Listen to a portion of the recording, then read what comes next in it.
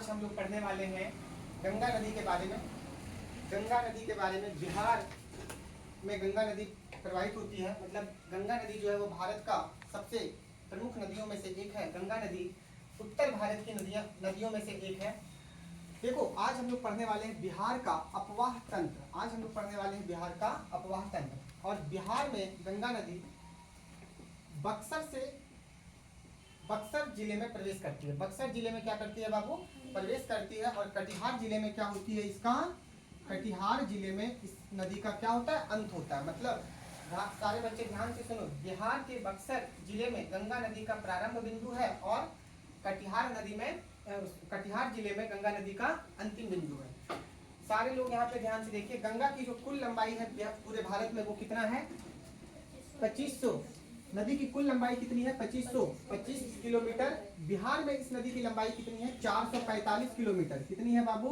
445 kilometre. Bihar में गंगा नदी की लंबाई कितनी है? 445 किलोमीटर। ये जो दिख रहा है ये है गंगा नदी। ये क्या है?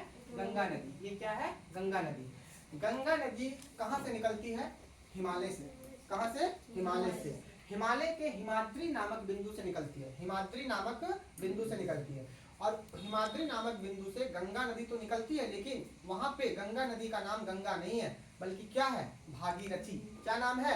भागीरथी। मतलब गंगा नदी जहां से निकलती है उसका नाम है हिमाद्री पॉइंट। और उस हिमाद्री बिंदु से जो गंगा नदी निकलती है उसका नाम क्या है? भागीरथी नदी। भागीरथी नदी जब कुछ दूर आती है उत्तराखंड से होते हुए तो उसका नाम क्या पड़ता है? अलकनंदा नदी। क्या नाम पड़ता है? अलकनंदा नदी। मतलब गंगा नदी नाम तो है, लेकिन गंगा नदी से पहले दो नाम और हैं। उनके क्या नाम है? एक भागीरथी और दूसरा अलकनंदा। अलकनंदा के बाद गंगा नदी का नाम गंगा नदी पड़ती है। और इस प्रकार से गंगा नदी यूपी से होते हुए, बिहार से होते हुए कहाँ पे आ जाती है? बंगाल की खाड़ी में आकर के गिरती है। तो यहाँ पे ध्यान से देखिए, बिहार में गंगा नदी प्रवेश करती है। बिहार में गंगा नदी प्रवेश करती है, पश्चिम से प्रवेश करती है और पूरब में जाकर के ये क्या हो जाती है बताओ? पूरब में देखो यहाँ पे east west north south, west में प्रवेश करती है और ईस्ट में जाकर के बह जाती है। मतलब गंगा नदी किधर से किधर बहती है? बिहार में गंगा नदी किधर से किधर बहती है? पश्चिम से पूरब की ओर बहती है। पश्चिम से पूरब की ओर बहती है।